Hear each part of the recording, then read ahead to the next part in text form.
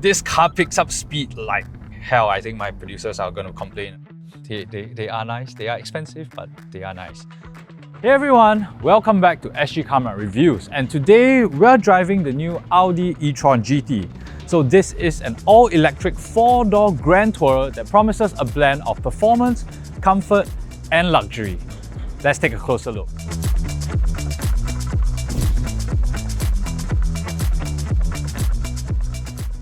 But before we start, did you know that you could be losing up to $5,000 in value when you trade in your car? Quotz uses its network of dealers to get you the best price possible. In fact, they're so confident on getting you the best price, if you sell your car for a higher price, they'll give you $100. Don't just take our word for it, look at the hundreds of raving reviews on their website. To find out more, visit quotz.com.sg, that's quotz.com.sg. Now, let's get back to the review. First off, I think this is a beautiful car. I'm not a particular fan of this particular paintwork, so Afiq, please go and put in some photos of this car in nicer colors like white or silver.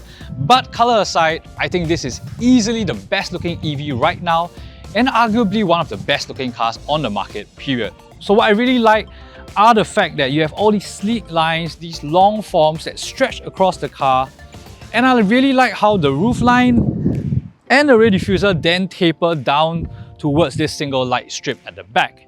And you know, look at it, right? It has the proportions of something like a 2-door coupe, but yet somehow that still works on a big car that's over 5 meters long. So, you know, nowadays, a lot of these new EVs, right, they can be, you know, I would argue over-designed, right? You know, you want to be very futuristic, very over the top.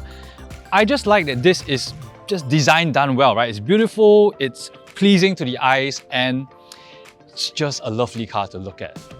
Now, boot. Here we have a 405-litre boot, so it's a normal size boot, I would say. Deep enough to pass the anti-trolley length test and can easily fit our big luggage. So, you know, very usable boot. Now let's go jump inside the car. The Audi e-tron GT is priced from $562,840. The two electric motors produce 469 brake horsepower and 630 Nm of torque. The 2-speed transmission brings the car from 0 to 100 km/h in 4.5 seconds. The battery capacity of the e-tron GT is 93 kWh, offering a drive range of up to 487 km. For more details on the Audi e-tron GT or any other car, head on to sgcarmart.com to help you make the smart choice on your next car.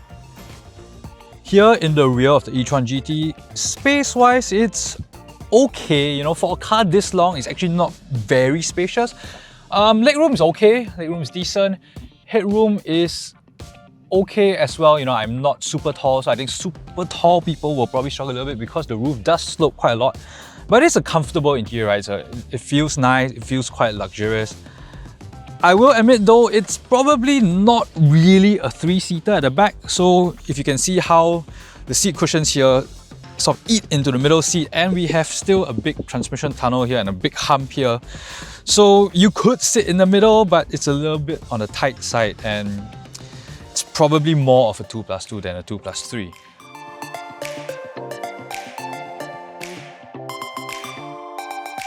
As far as amenities are concerned, we obviously have rear aircon vents. We do have 2 USB-C ports, and they are hidden away neatly down here. And we have ISOFIX points as well. And we have this giant panoramic sunroof. Although it's a fixed one, so there is no cover and you cannot like black it out anyway. So on a hot day like today, it's going to get a little bit toasty, so you want to turn up the aircon. Now, let's go jump into the front.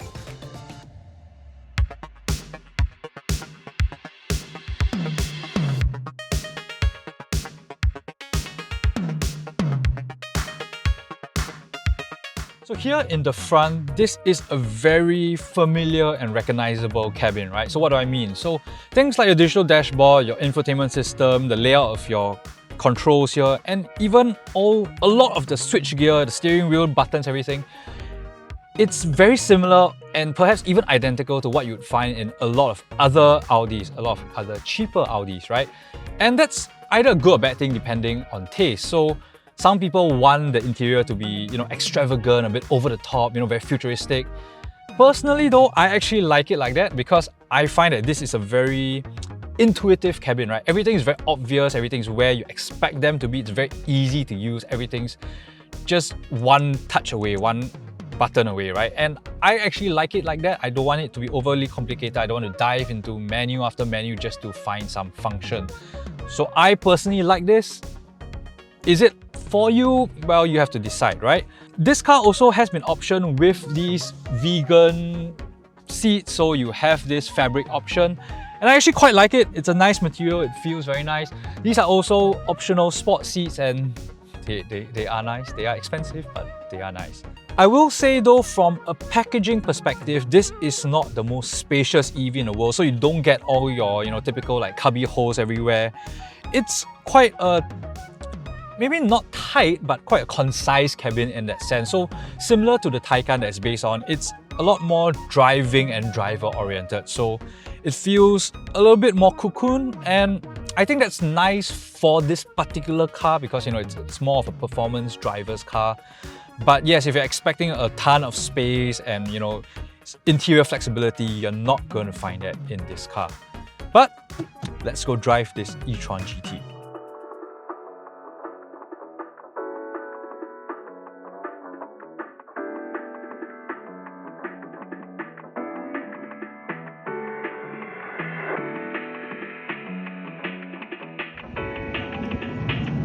So this is supposedly your base e-tron GT, right? So you only get 469 bhp, 630 Nm of torque, and a 0 to 100 timing of 4.5 seconds. And let's be real, that's super quick.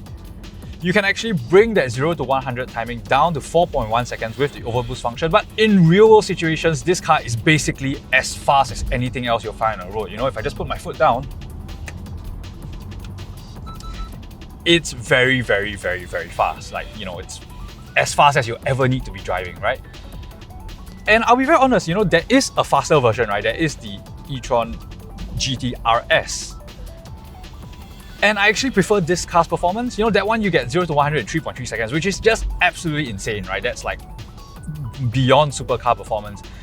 And if I'm being very honest, right, in that car, when you really put your foot down, it is borderline uncomfortable because it's so intense, right? With this car, I much prefer this. I think this is performance just right? It's plenty of performance for when you need it, but for day-to-day driving, it's gentle enough, And I think that's precisely the point of this car. This is supposed to be a grand tourer, right? It's supposed to be comfortable, and it is very comfortable. So I think the suspension is great. The ride control is excellent, considering this is like 2.3 tons. And it really does its job, right? You could easily do 300, 400 km in this car in one sitting, no problem at all. Don't let that fool you into thinking this is not a dynamic car though. So this car is built on the same platform as the Taycan. So if you actually throw it through a few fast corners, you'll be surprised by how agile this car is. It's not quite the sharpness of a Taycan, but then again, it's not meant to be, right? These cars are differentiated. This is more of a cruiser, and I really like it. It's a very nice car to drive.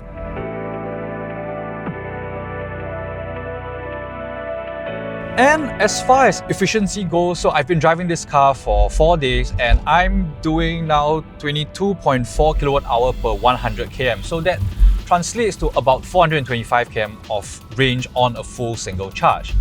And I think that's a good number, right? Yes, there are cars nowadays that you can achieve more, but I think for most people, this is probably what you're going to be driving in like a week. So I think it's a good number, right? And it's not like I've been driving it in eco mode all the way. I've been driving it like any normal person would. So I think 400 km is a very achievable number. So a couple of downsides with this car.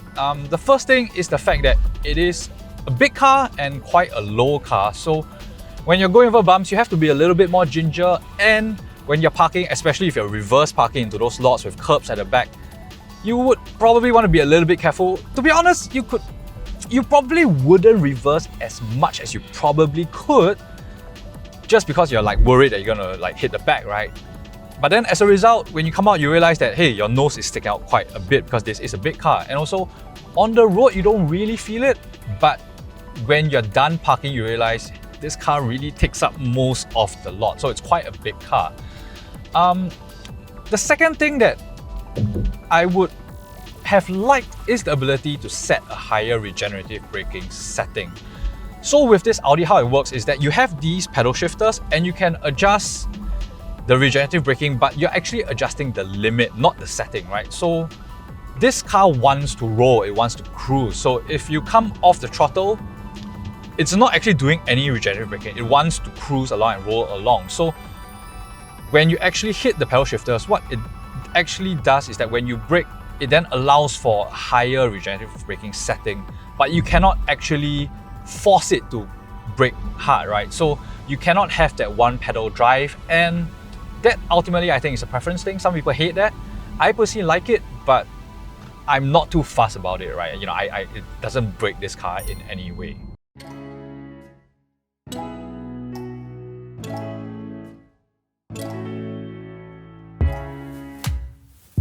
So the new Audi e-tron GT, is it a will buy, won't buy, or go try? For me, this is a very easy will buy. I love this car, I really do, right? I think it looks fantastic, color aside. I like the interior, I think it's very easy to negotiate. It's a lovely, comfortable driving car, it's a practical enough EV, and you know, it's just a really nice luxury EV. So yes, I would buy this car in a heartbeat. Could I afford to buy this car though? You know, obviously not, right? This car is upside of $500,000, so it is very, very expensive. However, if you look around this particular segment, this is basically par for course, right? So cars like your Taycan, your EQS, your other luxury 4-door EVs, they are all $500,000 cars, upside of $500,000 cars. So, you know, this is what you're going to be expecting to pay. So I would say that, yes, if you are shopping in this specific segment, then I would recommend this car. This is a will buy.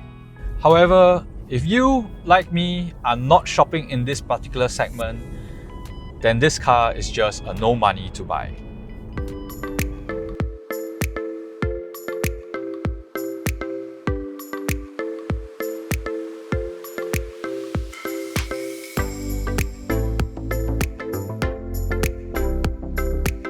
Alright, so thanks for watching our review of the new Audi e-tron GT. Do like and subscribe to our channel. 79.9% of you unsubscribed, so to the 0.1%, good job, thanks for subscribing.